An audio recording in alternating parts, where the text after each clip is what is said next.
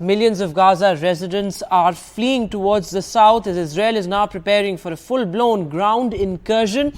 In fact, Prime Minister Netanyahu has said we are ready as he met Israeli soldiers on the ground, and Israel is preparing to attack Gaza by air, land and sea. But as the war continues, several protests are also taking place across the world. But on the ground, the situation is pretty desperate, with Gaza residents fleeing, running helter-skelter for cover and shelter. There you can see how Gaza residents, taking whatever little they had and fleeing this as thousands have been killed, including women and children. Several women and children were in fact killed in bombings and Israeli strikes in the past couple of days. Israel has now delayed its invasion, its ground invasion. In fact, a 3-hour window was also given by Israel earlier on Sunday, but millions of Gazans now without food, water and power supply, and they're fleeing towards the south with practically nowhere to go. But NDTV is on the ground reporting on the war from the front line.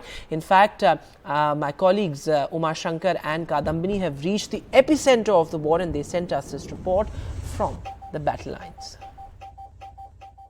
This is the area which is at the front lines, and along this entire stretch there is deployment of tanks, artillery and troops.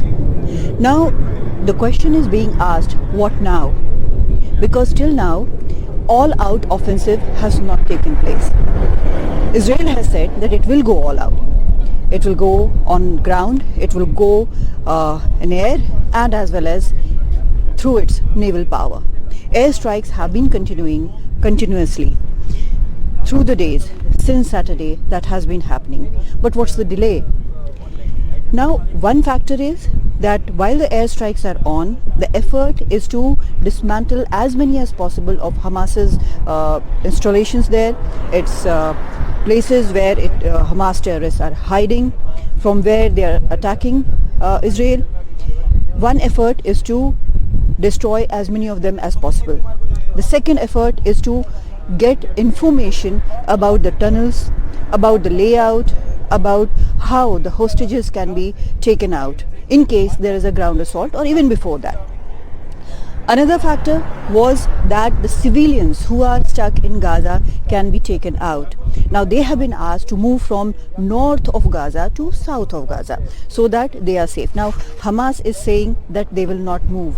In fact, IDF has claimed that Hamas has put out roadblocks so that the civilians cannot cross. There was an explosion which Hamas blamed on IDF, but IDF categorically denied that it had anything to do with that explosion which killed people in convoys, including children and women who were trying to go to south of Gaza as directed by IDF.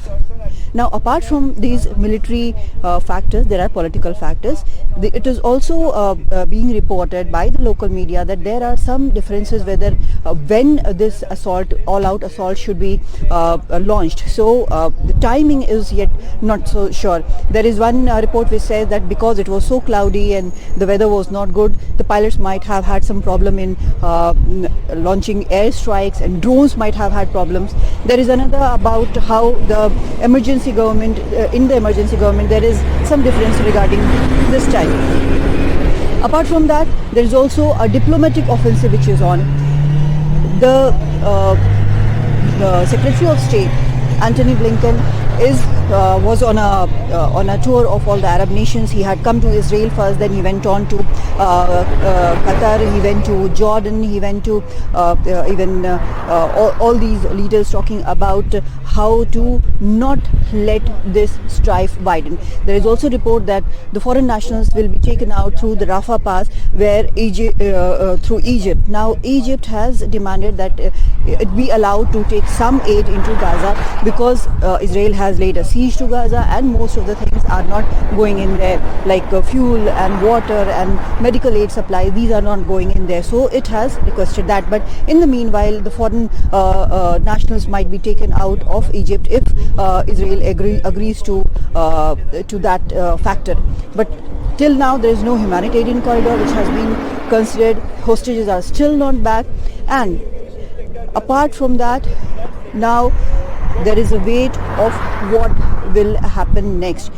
Is the attack imminent? Will it happen any moment, or will it take time? So these are the factors, different factors which are there.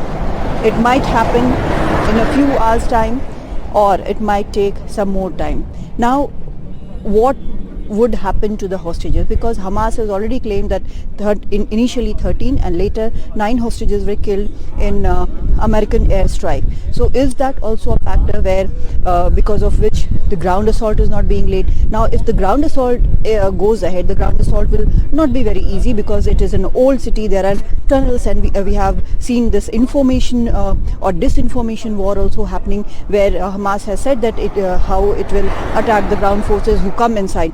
So these are the different layers of a war, and today's modern wars, it is definite that there would also be wars on disinformation and misinformation war, which also we are seeing. So ground assault, air assault and naval assault will take place simultaneously as soon as a decision about this is reached. In southern Israel, near frontier lines, Kadambari Sharma for NDTV.